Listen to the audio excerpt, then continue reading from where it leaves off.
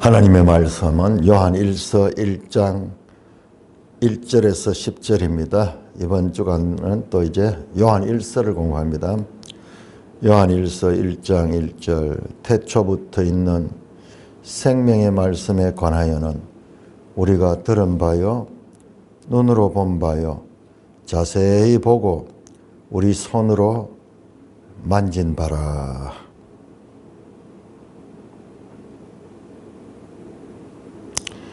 이 생명이 나타나신 바 된지라. 이 영원한 생명을 우리가 보았고 증언하여 너희에게 전하노니 이는 아버지와 함께 계시다가 우리에게 나타나신 바 된 이시니라. 우리가 보고 들은 바를 너희에게 전하면 너희로 우리와 사귐이 있게 하려 하니 우리의 사귐은 아버지와 그의 아들 예수 그리스도와 더불어 누리니라. 우리가 이것을 쓰면 우리의 기쁨이 충만하게 하려 함이라. 우리가 그에게서 듣고 너희에게 전하는 소식은 이것이니 곧 하나님은 빛이시라. 그에게는 어둠이 조금도 없으시다는 것이니라. 만일 우리가 하나님과 사귐이 있다 하고 어둠에 행하면 거짓말을 하고 진리를 행하지 아니함이거니와. 그가 빛 가운데 계신 것 같이 우리도 빛 가운데 행하면 우리가 서로 사귐이 있고 그 아들 예수의 피가 우리를 모든 죄에서 깨끗하게 하실 것이요. 만일 우리가 죄가 없다고 말하면 스스로 속이고 또 진리가 우리 속에 있지 아니할 것이요. 만일 우리가 우리 죄를 자백하면 그는 미쁘시고 어려서 우리 죄를 사하시며 우리를 모든 불의에서 깨끗하게 하실 것이요. 만일 우리가 범죄하지 아니하였다 하면 하나님을 거짓말하는 이로 만드는 것이니 또한 그의 말씀이 우리 속에 있지 아니하니라. 오 하나님 아버지, 은혜를 감사합니다. 요한의 서신을 또 공부할 수 있게 하시니 감사를 드립니다. 지금까지 우리가 또 구약 성경 다니엘서와 전도서를 공부하고 또 이렇게 요한 1서에 들어오니 분위기가 완전히 다른 것을 보게 됩니다. 하나님, 이 요한 1서도 저자의 뜻처럼 밝고 바르게 깨달아 하나님의 자녀로서 합당한 삶을 살아갈 수 있도록 깨달음을 가질 수 있도록 인도하여 주시옵소서. 예수님 이름으로 감사하며 기도드리옵나이다. 아멘. 자, 우리는 이제 이번 주간에는 이제 요한 1서를 공부하고 이제 올해 말까지 요한 1서, 요한 2서, 요한 3서를 공부하게 됩니다. 자, 이제 우리가 성경을 알아가면 알아갈수록 성경의 배경을 알아야 되겠다. 배경을. 자, 우리가 지난번 다니엘서를 하면서 다니엘 특별히 8장과 11장의 헬라에 대해서, 그리고 그 헬라는 어떤 수많은 나라들 가운데 하나가 아니라 헬레니즘이라는 사상을 가지고 전 세계, 그 당시 지중해를 중심으로 한 전 세계를 지배하던 그와 같은 사상이었다는 것을 우리가 살펴보았습니다. 자, 그렇다면 오늘 이 요한 1서도 그런 배경적인 그와 같은 내용과 같이 볼 적에 이 말씀이 제대로 깨달아집니다. 어제 우리가 이제 다니엘서와 전도서를 나누고 난 다음에 끝나고 이제 그 말씀을 나누는 가운데 우리 권사님이 신약이 새롭게 보이고 모든 것들의 그 배경이 보이는 것 같더라. 참 얼마나 감사한지. 제가 바로 듣기를 원했던 게 그게고 내가 깨달았던 게 그거예요. 그럽니다. 자, 요한 1서도 이번에 공부할 적에 그와 같은 관점에서 이제 보게 되면 완전히 다르게 보일 거예요. 자, 오늘 1장 1절부터 10절은 너무 중요한 말씀입니다. 그래서 이 말씀은 몇 번에 걸쳐서 나눠서 봐도 이게 다 설교할 수 없을 정도로 깊은 내용을 가지고 있어요. 그래서 오늘은 이 본문에 들어가기 전에 배경을 우선 한번 살펴보고 특별히 1장 1절 10절은 다른 내용들보다 더 중요하기 때문에 이거는 내일 한번 좀 깊이 있게 다루도록 하겠습니다. 일단 배경을 우리 보겠습니다. 자, 우리가 헬레니즘 사상이 BC 4세기에서 예수님 오실 때까지 AD 1세기까지 전 세계는 이와 같은 헬레니즘이 세계를 지배하고 있었다. 지중해권을 지배하고 있었고, 근데 놀랍게도 하나님께서는 구약 성경도 BC 3세기경부터 시작해서 3세기에서 시작해가지고 1세기, BC 1세기까지 이게 70인경이 번역이 됐습니다. 70인경이. 구약 성경이 헬라어로 번역이 되고, 뿐만 아니라 이제 사도들이 예수님을 통해서 배우고 복음서를 썼는데, 복음서를 썼는 것은 헬라어로 썼어요. 헬라어로. 그러니까는 우리 헬레니즘이 하나님을 대적하는 인본주의 사상이다, 그렇게 생각했는데, 제가 그것을 계속 말씀드리면 대적해서 인본주의가 아니고 부족했다, 해 아래에 있기 때문에 헬레니즘의 사상의 특징은 인본주의죠.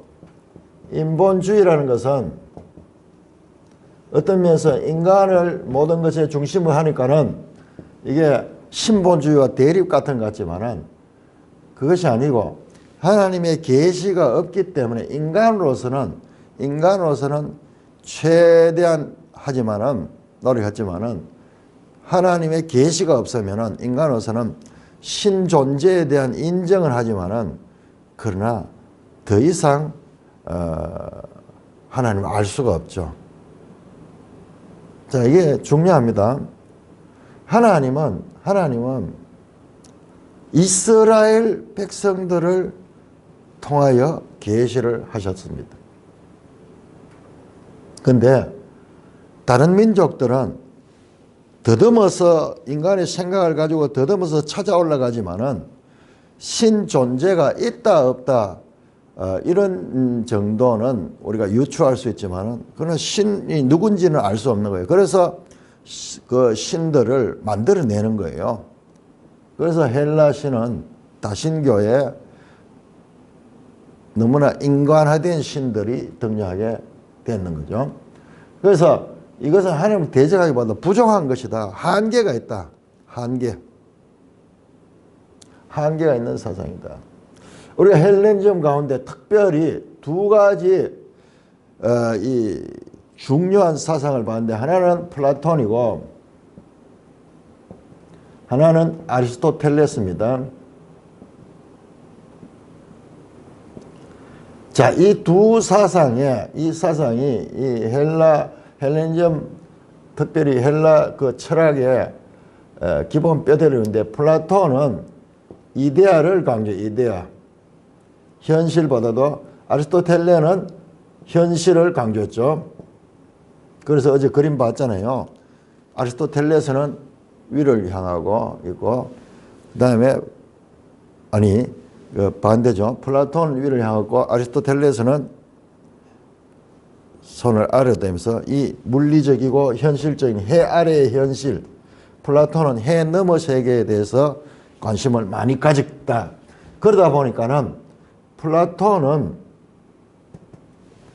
그 이상, 그 이데아 세계, 우리 아이디어 가자, 아이디어, 그 이상이라는 이상, 보이지 않는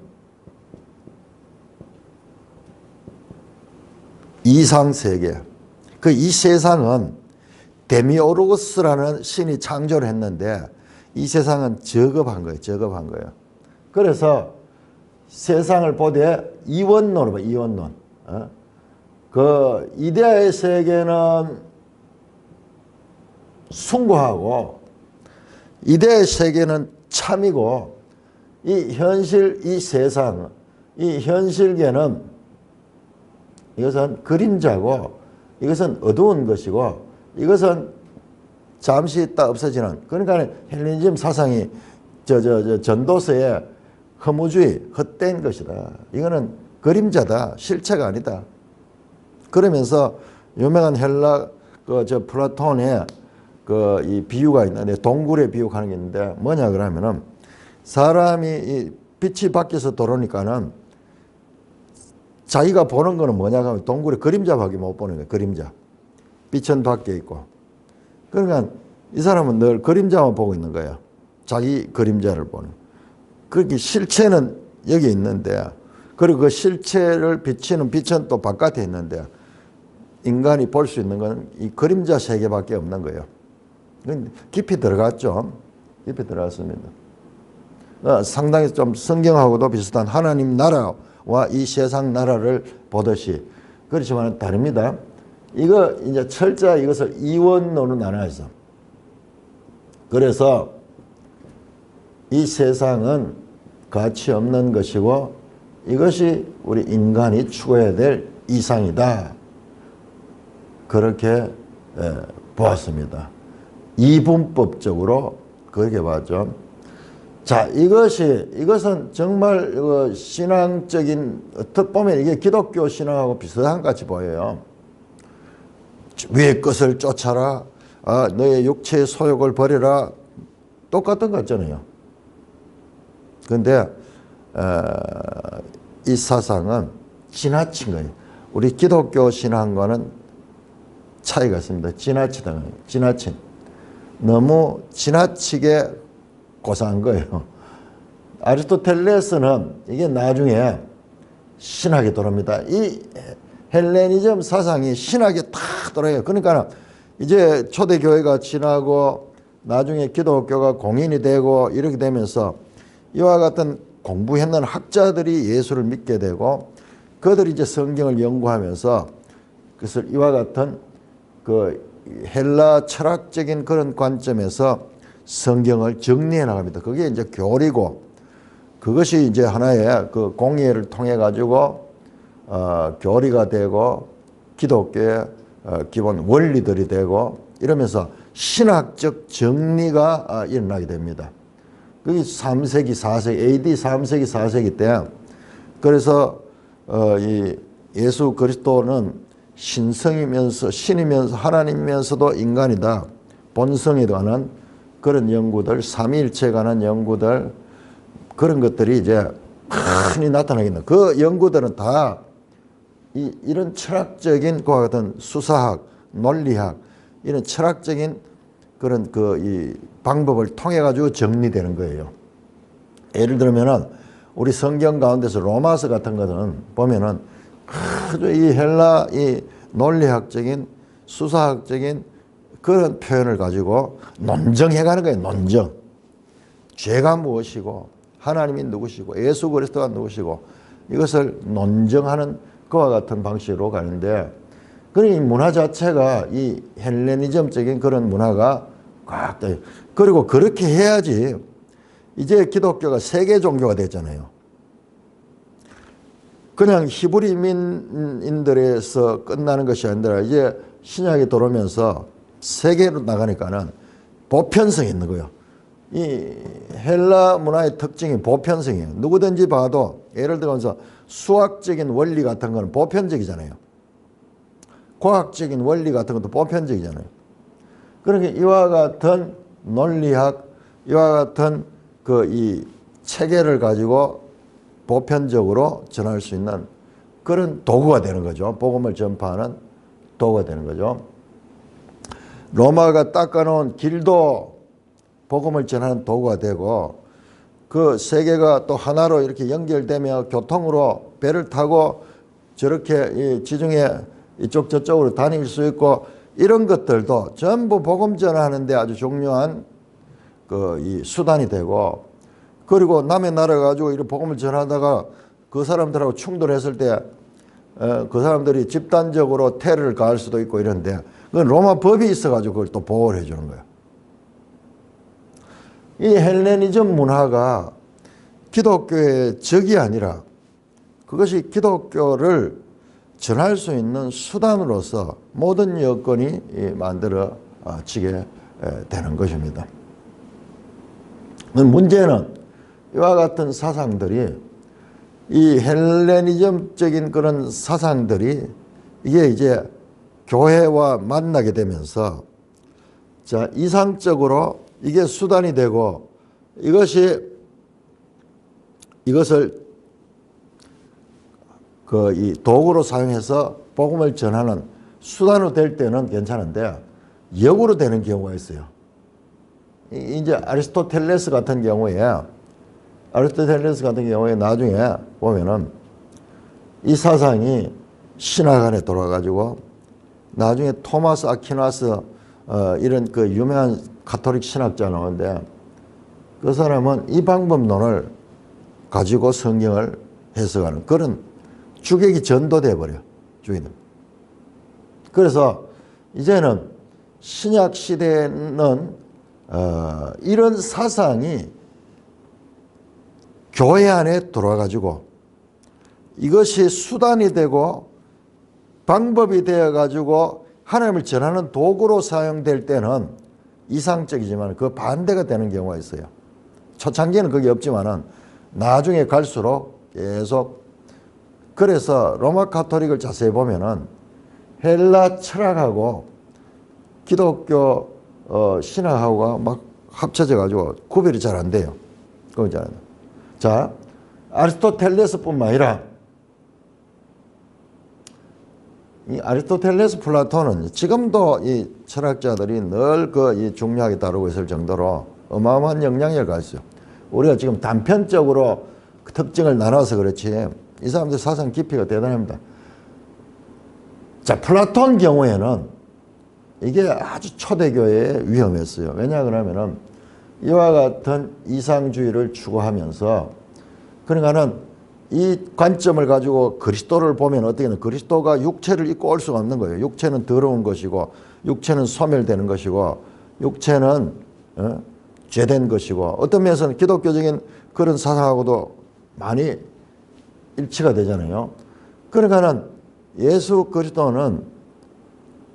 예수는 사람인데 그 그리스도가 어떻게 하나님이 사람으로 올 수 있느냐. 이 사람 물질계는 타락된 건데, 그래서 잠시 그리스도의 영이 예수에게 머물렀다가 그리고 그 영이 떠났다 하는 그런 주장을 하는 자들이 나와서, 자, 이 플라톤주의에서 이쪽에 극단으로 이쪽으로 가는 자들이 영지주의. 그건 기독교 신앙에서 많은 부분 영적인 것을 추구하기 때문에 많은 부분 같은 것 같지만, 이 사람들은 그 철학적인 원리를 가지고, 기본 이 원리를 가지고 성경을 보게 되니까는 이제 성경이 말하는 그 내용보다는 그들이 가진 철학적인 신념, 철학적인 원리, 이게 더 강한 거예요. 이걸 가지고 성경을 보니까 그리스도가 하나님이시라면 그 하나님이 어떻게 사람의 몸을 입고 있었느냐. 그 일시적으로 그리스도가 사람에게 임해서 그가 이 신적인 역할을 하고, 그 다음에 그리스도는 떠나버렸다. 그 그리스도가 어떻게 죽을 수 있느냐. 죽음도 그것은 그리스도가 죽은 것이 아니고 사람이 죽은 거고, 그리스도는 그 상황에서 떠나가 버렸다 하는 그런 주장을 하게 되는 그 영지주의적인, 이게 이단으로 들어요. 이단으로. 교회 안에 성경의 가르침, 사도들의 가르침과 다른 이단적인 요소들이 있습니다. 자, 그게 얼마나 강했는지, 자, 우리 4장 한번 볼까요? 4장.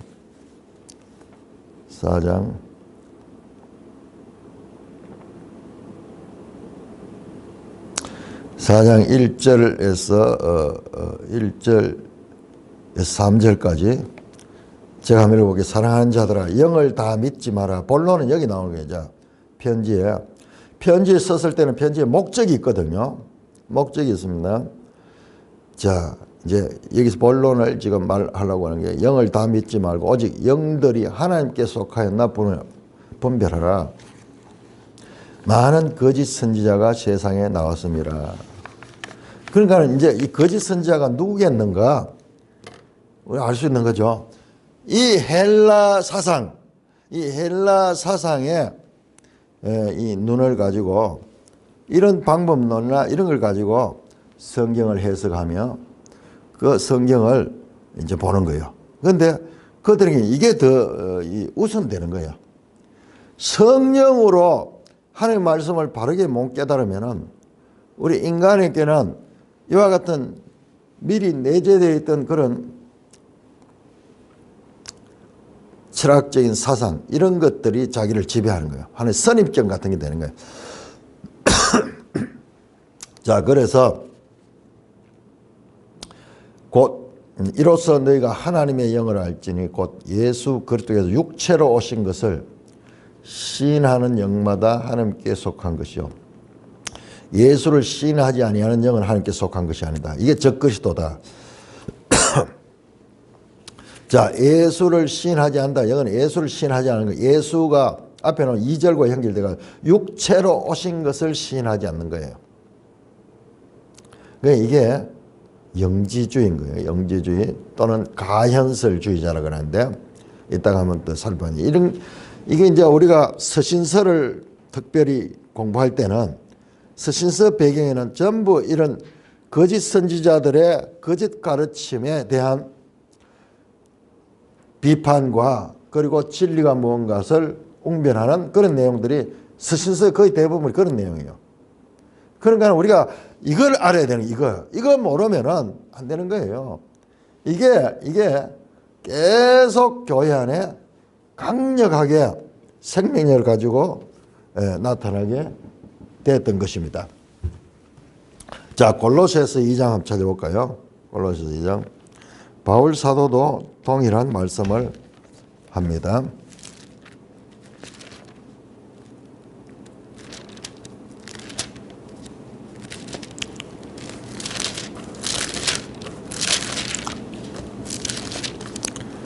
골로새서 2장 8절 누가 철학과 헛된 속임수로 너희를 사로잡을까 주의하라. 이것은 사람의 전통과 세상의 초등학문을 따르며 그리스도를 따름이 아니다.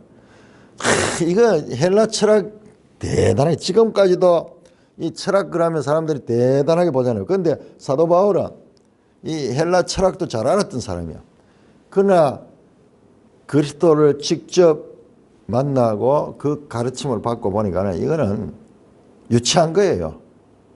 이건 해 아래에서 통용되는 유치한 그와 같은 사상이에요.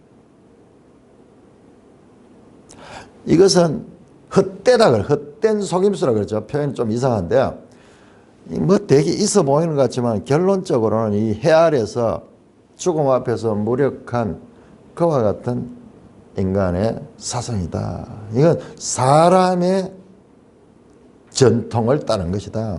사람으로부터 나온 거 맞죠? 인본주의죠. 인본주의는 한계입니다. 바울이 갈라디아서 1장에서 사람으로 말미암은 것도 아니고 사람으로 인한 것도 아니라 오직 하나님으로 인하여 사도된 나 바울은 이걸 강조하는 거예요. 이게 이 당시에는 이 인본주의 사상이 온 세상에 쫙 깔려 있기 때문에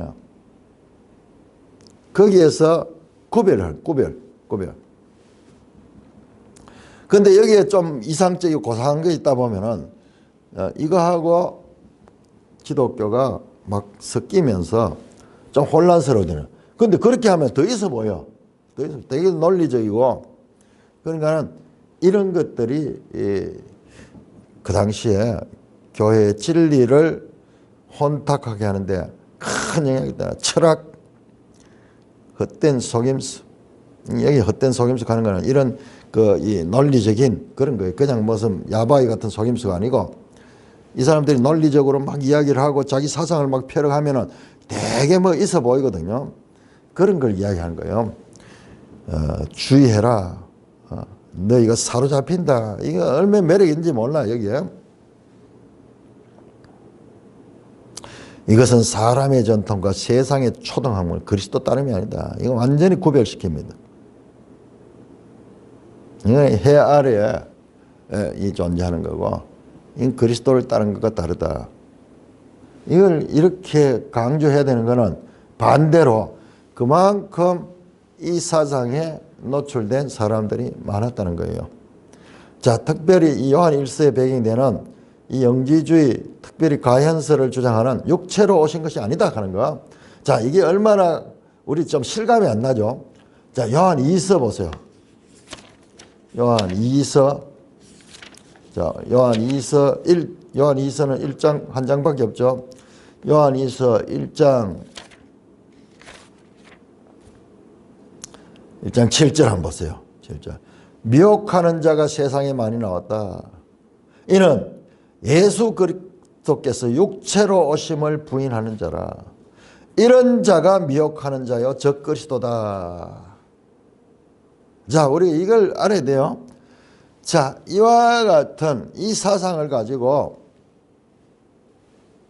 교회에 들어와 가지고 이 사상으로 하나님 말씀을 해석하고 이 사상을 가지고 하나님 말씀을 가르치는 자들, 오늘날 교회 안에도 목사님들 가운데 하나님 말씀, 그 생명 있는 그 말씀보다는 철학적이고 뭐 이런 이 심리학적, 요즘은 심리학 같은 거 그런 게 많아요. 그런 걸 가지고 설교를 많이 하는데, 아니 많은 사람들이 되게 그런 걸 좋아해요. 좋아하는데, 그런데 예수 그리스도의 생명 있는 사람들은 거기에 대해서 반응이 잘 나타나지 않는 거예요.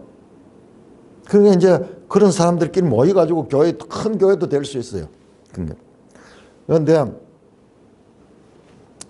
이게 이제 명확하지 못하니까는, 진리가 명확하지 못하면은 이렇게 이 헬레니즘 사상들이 교회 안에 들어와서 그런데 분별을 못하는 거예요. 아무도 분별을 못하는 거예요.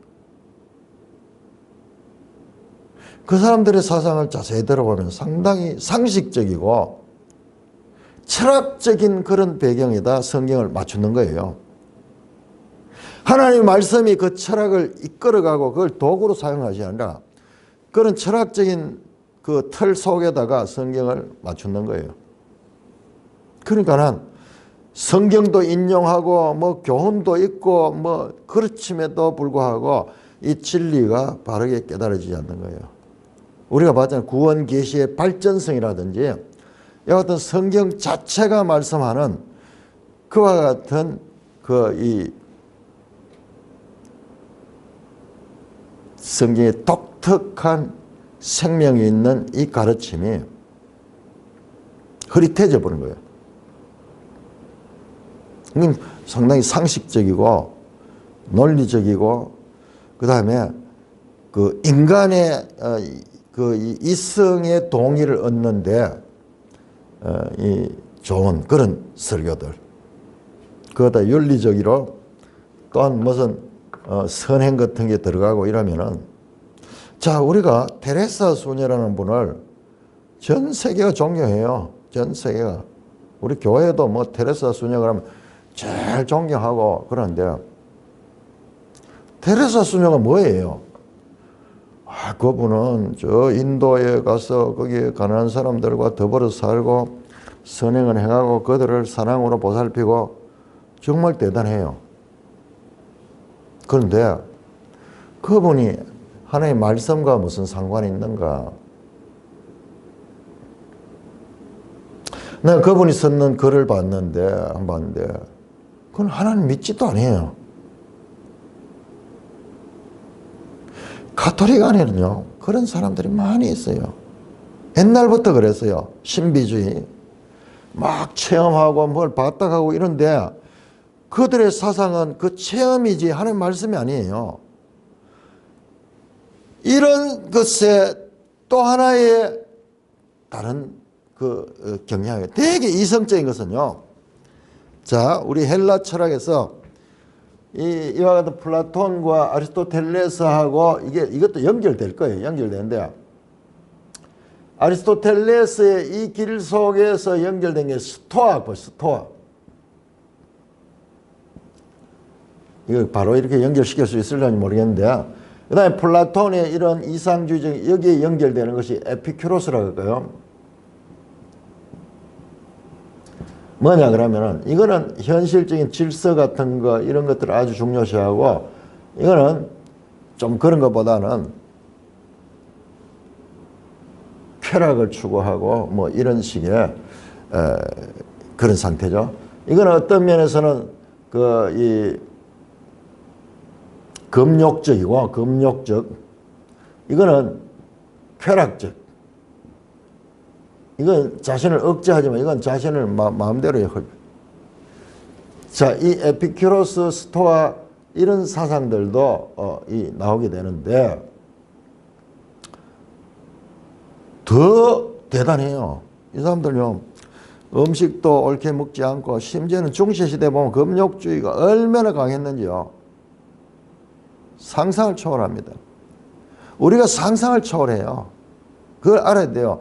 이 사상들이 얼마나 진리의 말씀이 바르게 없으면은 이런 사상들이 교회 안에 들어와가지고요. 이게 성경을 대신한다니까요. 이게 전통이 된다는, 교회 안에 들어와가지고.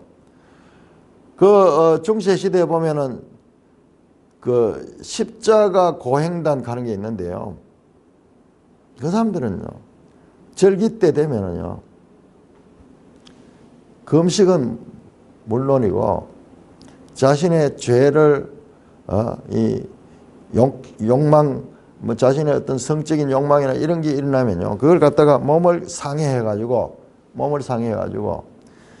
그렇게 해가지고 그것을 제어하는. 그리고 채찍으로 자기 등을 치는 거예요. 그럼 등에 껍질이 콱콱 벗길 정도로 그렇게 하고, 그렇게 있으면은 치료도 안 해요. 치료도 안 하고. 이제 그런 금욕 또는 그와 같은 자신을 학대하는 일을 많이 하는 것이 신앙이 좋은 것이다. 그런 분위기가 중시대에 확 일어나가지고요. 그걸 따라가는 거예요. 그러니까 저 사막 같은 데 가가지고 고행을 하고 막 이렇게 사는 것이 바른 신앙이다. 내 속에 일어나는 이런 욕망들, 이런 것들은 죄된 것이고 악한 것이기 때문에, 심지어는 남자 같은 경우에 자신의 성기를 잘라버리는 그런 일도 있을 줄. 그런 것들이 서로 경쟁을 하면서 누가 더 금욕적이냐, 누가 더 자신을 억제할 수 있느냐. 우리 골로새에서도 나와요. 그게 자기 몸을 상해하는 거. 자기 몸을 상해요.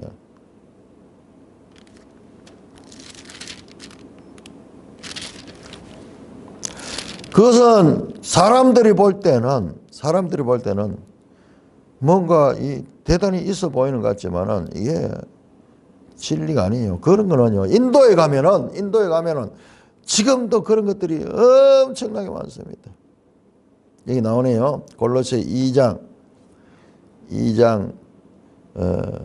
20절부터 23절에 너희가 세상의 초등학문에서 그리스도와 함께 죽었거든 어찌하여 세상의 사람같이 이 규례에 순종하느냐. 곧 붙잡지도 말고 맛보지도 말고 만지지 말라 하는 것이니, 이거 하나의 금욕적이에요. 이 모든 것 한때 쓰이고 없어지라. 사람의 명령과 가르침을 따르냐. 이런 것은 이건 인본주의 사상, 사람의 생각에서 나온 거예요. 사람의 사상이에요. 이런 것들은 자의적 숭배와 겸손과 몸을 괴롭게 하는 데는 지혜 있는 모양이라, 겉으로 보기에 아주 겸손해 보이고 자기 몸을 괴롭게 하고, 그러니까는 있어 보이지만은 오직 육체를 따르는 것을 금하는데 조금 더 유익이 없다. 이거 잠시 자기 이 몸을 찢고 그래가지고 그 순간을 넘어갔다 하지만은 그 욕망은 계속 일어나는 거예요. 계속.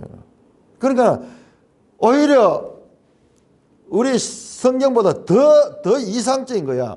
이 물질계는 악하기 때문에 그거를 저주해야 되고 그걸 버려야 되고 그렇기 때문에 그렇게 억제하는데 그래 몸을 상해하는 거예요. 자, 이렇게 될 수 있는 것이 인생이에요. 이렇게 될 수 있는 것이에요. 경쟁적으로 우리 스승님은 며칠을 금식을 했다. 아니야, 우리 스승님은 그보다 더 오래 금식했어. 뿐만 아니라 우리 스승님은 온갖 이와 같은 경쟁적인 우리가 지금 그런 일이 설마 있을까 싶을 정도로 중세시대에 지금도 저 필리핀 같은 데 한 번씩 해외 토픽 나오는데 요즘도 어떠냐면 무슨 이 순환주일이라면서 그때는 막 사람들이 자신의 몸에다 막 못을 받고 자기가 예수님처럼 그렇게 피를 흘리면서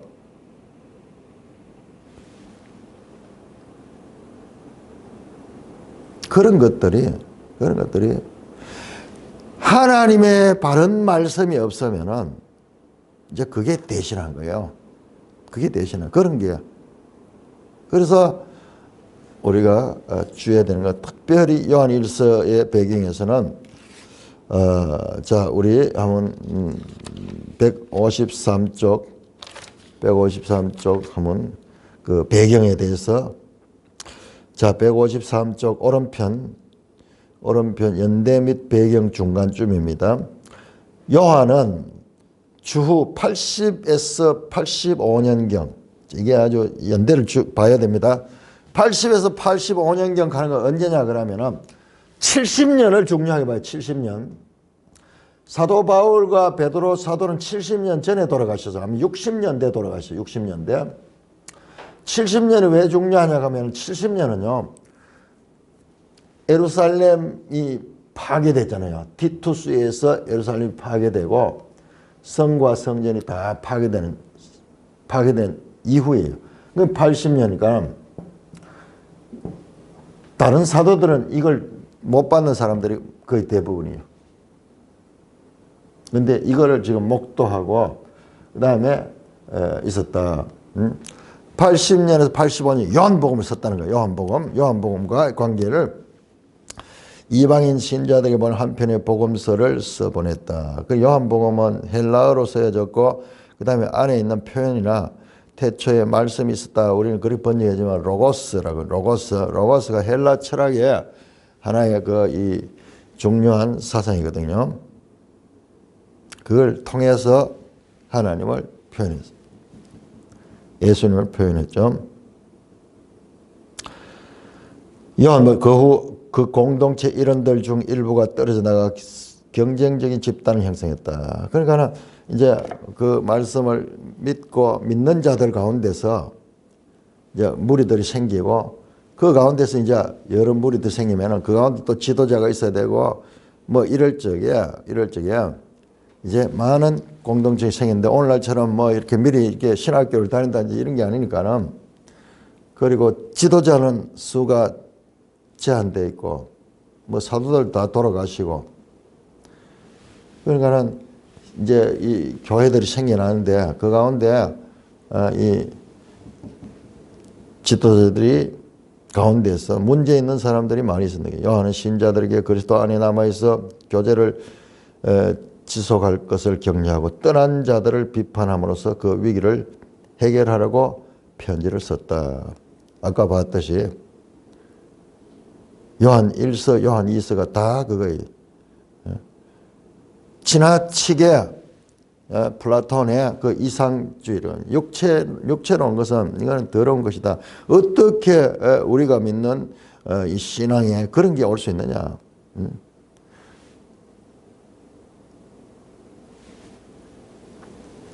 특별히 이방인들 신자들 가운데 그런 사람들이 더 많을 수도 있겠죠. 왜냐하면 구약 성경을 모르니까.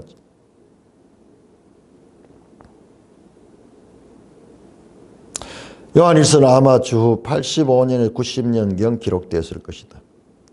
요한일서도 같은 시기에 기록되었음이 들다. 왜냐? 아까 봤잖아요. 내용이 똑같잖아요. 맨 그 육체로 그리스도가 오심을 부인하는 적그리스도. 자, 적그리스도가 뭔가 명확히 드러났죠. 우리는 말세에 올 하나의 그 적그리스도 그러면은 그 마지막 시대에 오늘 하나의 그 큰 힘을 가진 세력을 이야기하는데 지금 사도 요한이 이야기하는 적그리스도는 그게 아니에요. 이런 그 헬레니즘 철학 사상을 가지고 하나님 말씀을 이렇게 오해하고 있는 그런 가르침을 주장하는 자들이에요. 요한 1서에서 공경하는 이단들에게 시달리고 있다. 요한은 그 이단들을 비난하면서 그 이단의 메시지를 전하는 순회 교사들 환대하지 말라고 교육해요. 요거는 이제 요한 3서. 자, 문제는 자 보세요. 154쪽 밑에 단락 비록 요한복음이나 새 편지의 기록 장소에 대한 언급이 없지만 교회의 초기 전성인 요한은 에베소에서 이 책 4권을 모두 기록했다. 에게해에 접근이 용이한 소아시아의 서쪽 가장자리에 고대 중요한 두 육로의 교차 지점에 위치했기 때문에 에베소는 정치와 상업, 종교의 중심지였다. 따라서 에베소는 로마 제국의 중요한 도시였다. 그러니까 AD 70년에 예루살렘이 파괴되고 이때 요한은 여기를 떠나는 거예요. 떠나서 이 에베소로 갔다. 이 전설적으로 그렇게 알려지고 있습니다. 에베소. 그래서 반모섬에 나중에 그 유배됐는데 그 반모섬이 에베소하고 가까운 그 지역에 위치하고 있습니다. 전설에 의하면은 그 예수님이 십자가에서 마리아를 부탁했잖아요. 그 어머니 마리아를 부탁했을 때 그 사도 요한이 그 부탁을 받아가지고 아들처럼 실제로 인척간이에요. 아들처럼 그렇게 에베소에서 모셨다. 그런 기록이 지금 현재 에베소 가면 있어요. 자, 이 에베소 또 우상 숭배가 심한 곳이죠. 자, 정치와 상업 종교적. 따라서 에베소는 로마 제국의 중요한 도시였다. 에베소에서 이 편지들을 기록한 후에 요한은 로마 정부에 의해 반모섬에 유배됐다. 그는 요한계시록을 거기에서 기록했다. 반모섬에서. 자, 그 다음에 155쪽 편지의 목적과 내용 155쪽입니다. 1. 요한 1서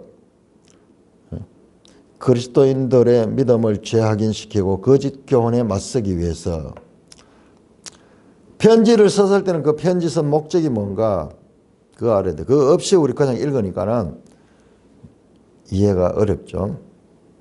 만일 요한이 아시아의 특정한 지역 교회들에게 특히 에베소 주변 교회들에게 이 편지를 썼다는 것이 사실이라면 그가 첫 번째 편지를 쓰게 한 동기 그 중에 하나는 교회 내에 이단적인 분파 즉 예수님의 인격에 관해 이단적인 교훈을 조장한 분파가 발생했다는 것이다. 이 초대 이 공의에서요 이 문제를 많이 다뤄졌어요. 예수님은 사람인가? 예수님은 하나님인가?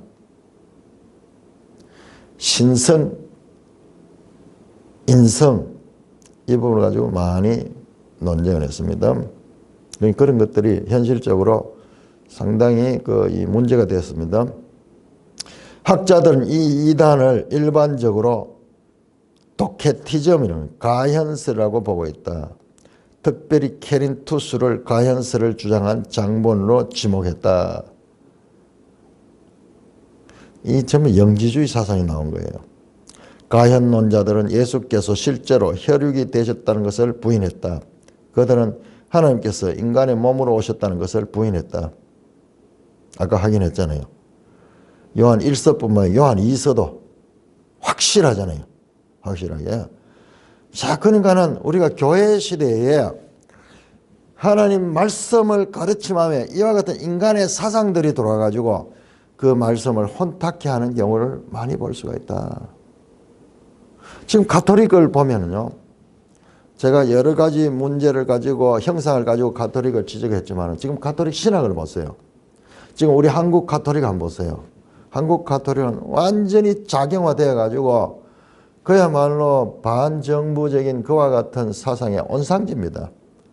저 성공회 대학교, 저거는 가톨릭도 아니고, 그런데도 불구하고 성공회 대학교에서 모든 저 좌파 운동가들이 저기서 다 길러져요. 열매가 나타나잖아요. 열매가. 뭘 가리키고 있는가 그들은. 아니 그런 좌파 사상, 유물론 사상, 이거는 무신론이잖아요. 무신론이잖아요. 그런데도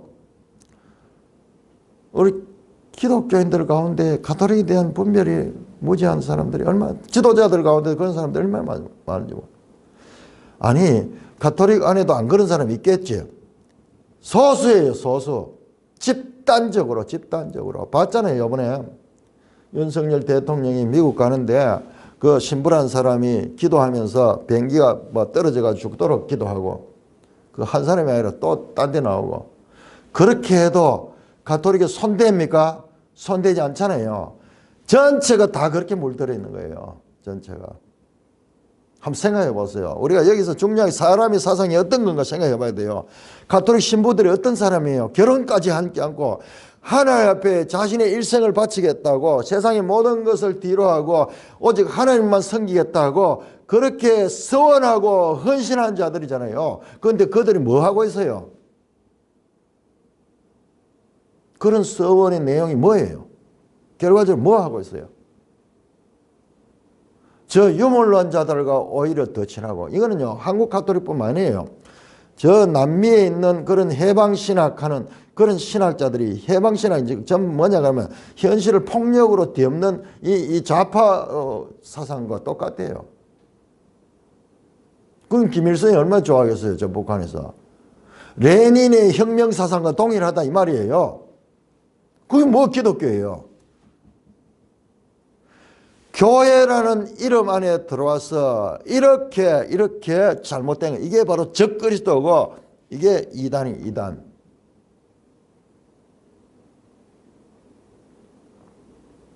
가형론자들은 예수께서 실제로 혈육이 되셨다는 것을 부인했다. 그들은 그러니까 이 플라톤 사상에 여기에 그들이 완전히 꼽혀 있는 거예요. 그들은 하나님께서 인간의 몸으로 오셨다는 것을 부인했다. 이레네우스가 누구냐 그러면요, 이 초대교회의 이 속사도 사도에게 직접 배움을 받았던 사도 요한의 충신할스러운 제자예요. 이레네우스. 이분의 그 자료들이 남아 있어요. 그러니까 요한의 가르침을 그대로 받은 이레네우스에 따르면 케린투스는 이렇게 주장했다. 예수는 동정녀에게서 나지 않았다. 다만 인간 생식의 일반적인 과정에 따른 한 요셉과 마리아의 아들뿐이지만 다른 사람들보다 훨씬 의롭고 현명하여 지혜로웠다. 더욱이 세례를 받은 후에 그리스도가 전능자에게서 비둘기 형태로 예수께 강림했으며 그 다음에 그는 미지의 아버지를 선포하며 기적을 행했다. 그러나 마침내 그리스도가 예수에게서 떠났으며 그 다음 예수가 순환을 당하고 부활했지만 그리스도는 영적인 존재이므로 고통을 느끼지 않았다.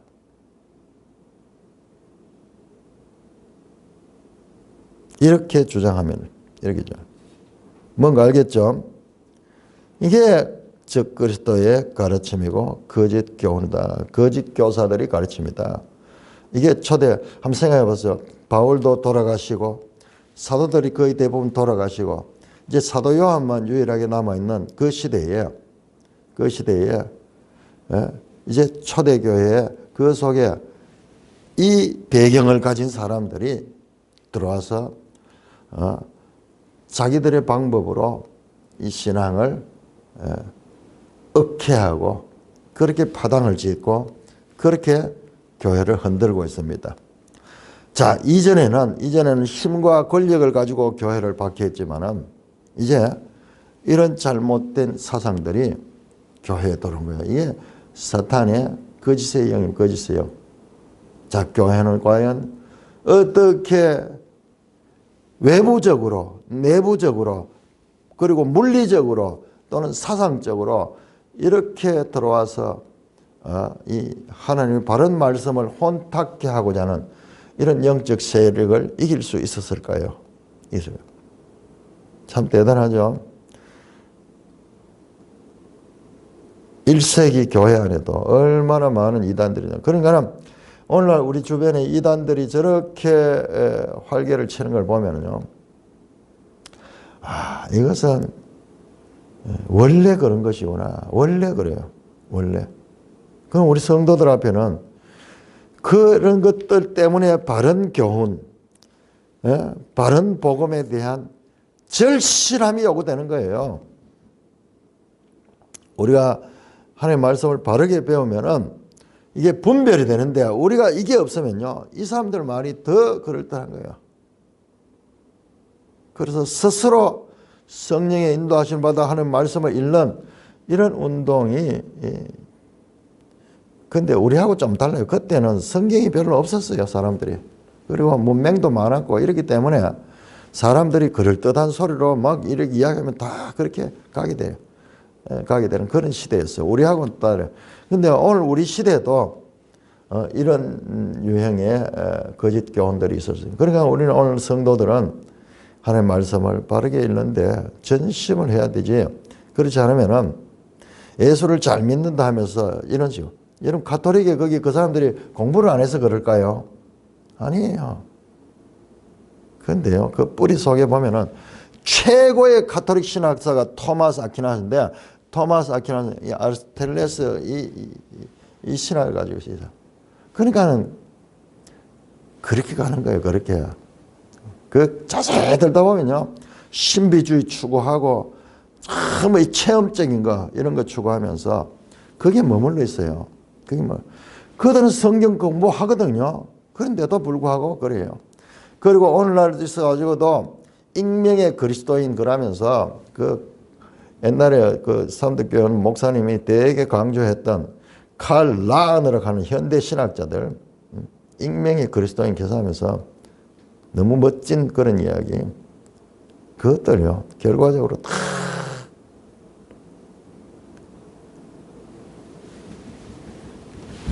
아리스토텔레스 신학으로 가면서 이 사회, 이 세상 여기 가서 이걸 그럼 바른 말씀으로 바꾸는 것이 아니라 그게 해방신학으로 가고 곱비 풀린 망아지처럼 끝없이 인본주의적인 그런 것으로 나가고 있다는 거예요. 수녀들은 어떻습니까? 결혼하지 않고 일생서원하며 그러다 그러는데 조국이 그거 하는데 그 사람들이 뭐 촛불 들고 모여가지고 그런 일을 하고 있는 그런 일을 하고 있는. 얼마나 우리가 외모로 보면은 거룩해 보이고 세상을 초월해가지고 그랬는 것 같지만 그 속에 무엇이 있느냐? 바른 말씀이 없고 이와 같은 그게 주의해야 되는 거예요. 인간적인 열심.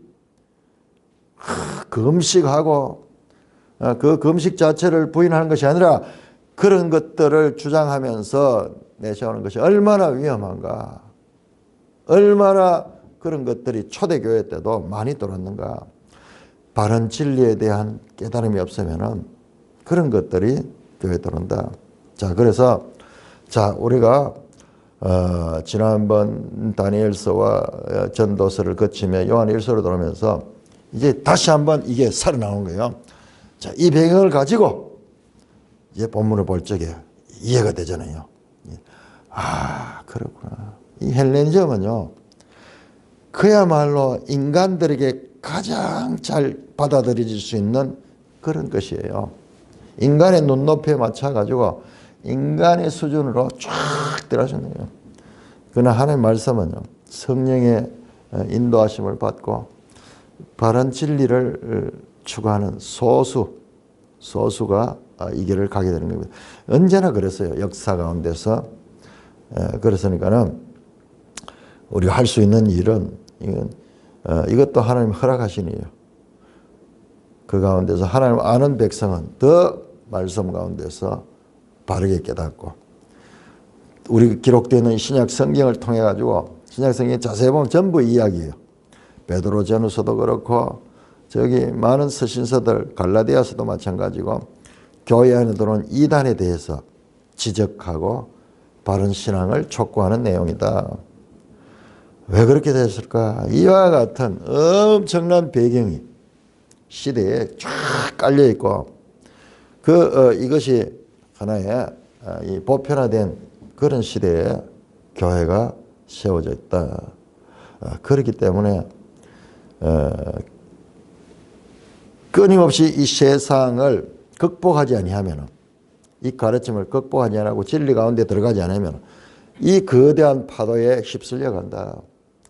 다니엘서에도 나왔지만은 많은 이 안티오쿠스 에피파네 시대에 많은 사람들이 그게 배교하고 그 이후에 전 세계로 흩어지면서 헬레니즘 문화에 젖어갔거든요. 소수의 하나님 아는 백성, 그들은 하늘의 별과 같이 빛날 것이다. 지혜로운 자, 그들 소수 몇 사람이 바른 믿음을 지키고 있었듯이, 이 교회 시대에도 그런 일들은 반복되네요. 그러니까는 귀하고 가치 있는 거죠. 그 요한계시록 보면 이기는 자는 어디에서 이기는 자냐? 바로 이와 같은 사상, 여기에서 이겨낼 수 있는, 이것을 극복해내야 돼. 이것을 극복하고, 그럼에도 불구하고 저것조차도 하나님 허락하신 것이다 생각하고 저것을 이용할 수 있는, 그것이 바로 참 성도고 해 위에 이 세계를 경험하는 하나님의 백성들인 것입니다.